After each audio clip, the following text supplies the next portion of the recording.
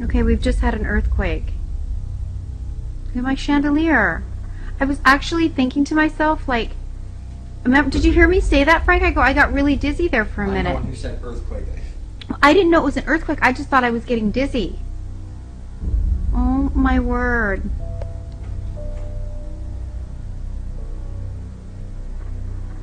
We gotta turn the news on. That was definitely.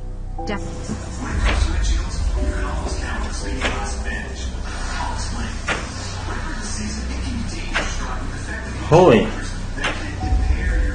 We have swaying.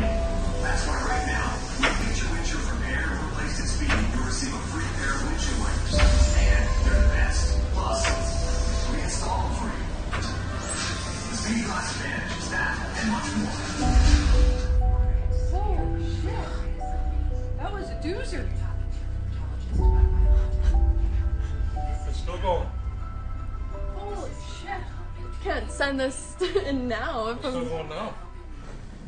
Just enough to get the lights swinging. Hopefully not more. Whoa. Good evening. It was felt as far away as Washington State. A magnitude 6.6 earthquake hit off the coast of Port Hardy tonight just after 8 o'clock Pacific time. Area residents say the ground shook for about 35 to 40 seconds during the preliminary quake, and that was followed by two fairly significant aftershocks. Aaron MacArthur has been following the story and joins us live in the newsroom. Aaron, this event catching many people off guard tonight. Absolutely, Ann. Just after 8 o'clock, an earthquake hit about 80 to 90 kilometers almost due south of Port Hardy in the waters off the west coast of Vancouver Island. There have actually now been three major aftershocks. The first one 5.0 and then 4.2, and just about 20 minutes ago another aftershock 4.0. Important to note, during none of these events was a tsunami warning issued. Little report of any damage in the immediate aftermath of the shaking. Now, to give you an idea of the geography here, the nearest point of land for reference would be the Brooks Peninsula. So you're looking at areas like Quatsino, Port Alice, Zabalos, Gold River. They all felt the quake, but what's really interesting, those areas felt the quake significantly less than in Port Hardy, Port McNeill, Sointula on the eastern edge of the island. Residents there report feeling the ground shake for somewhere on the order of 30 to 40 seconds.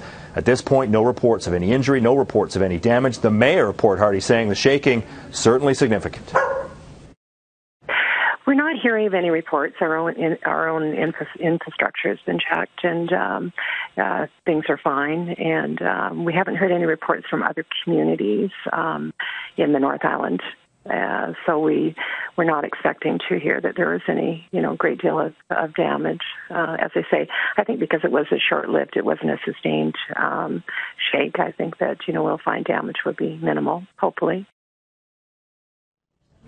And Aaron, this is what is quite amazing. This was a fairly significant quake. I mean, 6.6. We don't want to take that lightly, yet the damage was so minimal. Do we know why? Geologists are calling this a shallow earthquake, and 11 kilometers deep, one that could have proven extremely dangerous had it happened in a populated area. That's the thing here. The North Island just doesn't have a lot of people. And the shaking, if it impacted anyone, was barely felt closest to the epicenter. Now remember, 6.7 is about the same magnitude as the Christchurch, New Zealand earthquake of a few years ago. That one, though, right under a population center, right where it could do the most damage. Especially a shallow earthquake like this, I'm sure the numbers will change later, but right now they're saying it's only 11 kilometers deep, which isn't very deep. So that means the energy of the earthquake waves don't have a lot of time to dissipate before they hit the surface of the earth. So if it was right underneath a populated area, we would see buildings collapsing, we would see the potential of the ground liquefying, and it could easily have fatalities. And Aaron, dozens and dozens of people were calling the newsroom tonight, many of them from the Lower Mainland. They really felt the earth shake. Oh, sure. People as far away as Williams Lake felt this earthquake. People in Nia Bay in Washington State felt the earthquake. Now, geologists are saying there's a reason for that. As the earthquake waves travel out farther from the epicenter, they start to hit areas with deep, deep soil, and the soil really reflects those earthquake waves. And that's why people in the valley, Langley, would feel it quite a bit more than people on the rocky parts of of Vancouver Island. This pool that you're looking at right here, that's in Maple Ridge, and you can see that the water certainly rippling from the effects of the earthquake. Again, the Fraser Valley has that deep, deep sediment, and that really reflects the earthquake waves. We're going to follow this story throughout the night. We'll have the very latest on the earthquake as well as the aftershocks that continue to impact the Vancouver Island area as the NewsHour final goes on. Okay, we'll see you a little later on in the show, Aaron. Thank you so much. It's Aaron MacArthur live in our newsroom tonight. I want to go to the phone now to Pat Quealy. He's the Assistant Deputy Minister with Emergency Management BC. Good evening, Mr. Quealy. Good evening, Nan. How are you? I'm very good, thank you. What can you tell us about the damage? What are you hearing tonight? Great, Ann. So what I can give all of our listeners an update on is that very shortly after understanding of this earthquake, our team quickly reached out to the communities that we understood to have highest potential for risk of impact. So we contacted Port Hardy, Port Alice, Zabalos, Gold River, Campbell River, Port McNeill, Strathcona Regional District, and Mount Washington Regional District. And all reports indicated that there were no significant injuries or damages as a result of this quake. So as you indicated in your earlier report, certainly we were very lucky in that regard. It's a testament, I guess, as well to some of the reporting we heard from, for example, Mayor Parnham, that people responded in a cool, collected manner and did the appropriate drills as a result of this quake. But realistically, I have to ask you, how prepared are we, though, for a significant quake? I mean, we got off the hook this time, but what happens if we're not so lucky the next time? You know, that's a wonderful question, Anna, and I guess the best way to answer that is, can we ever be prepared enough? And can we establish enough knowledge and understanding of this potential threat and build plans that are meaningful? And that really begins at home and begins with local individuals and communities being able to support each other and respond and react. And I'll give the example. I mean, any earthquake near a coastal area should be our first indicator that we should react and respond and anticipate a tsunami. Certainly we'll alert and we'll warn folks as quickly as possible, but that's the cue.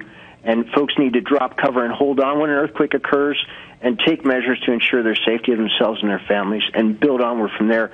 And we'll certainly do everything we can at each level to ensure that we add that value and add that additional support to those communities. But it begins at home. I want to quickly ask you one last question. I want to talk about seismic upgrades. A lot of criticism that the province isn't moving fast enough on those upgrades.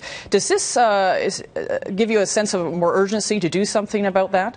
I think in general we can look at the seismic threat in our region and simply need to understand that there are many things that we can do, and to assess what those things can we do within our means, and work collaboratively as a team at many levels and with our partners to ensure that BC is best prepared as possible. So we absolutely are always continuing to learn and to make sure that we can make best progress on all fronts. Okay, Pat Quealy, thank you so much for your time tonight. My pleasure, Ann. That's Pat Quealy, Assistant Deputy Minister with Emergency Management BC. Now, just want to recap here. Here's a timeline of tonight's earthquake so far. The magnitude 6.6 quake happened at 8:10 this evening. The epicenter off the west coast of Vancouver, 94 kilometers south of Port Hardy. That was followed by two strong aftershocks, actually three. Aaron mentioned one that just happened at around 11 o'clock tonight. We had the first one at around 8:20, a magnitude 5.0, and then 21 minutes after that, another aftershock. This one was a magnitude 4.2. We, of course, will update you if we hear of any more aftershocks, and of course, we will be following this story on BC One and the Morning News, and Aaron will be joining us a little later on in the show with more.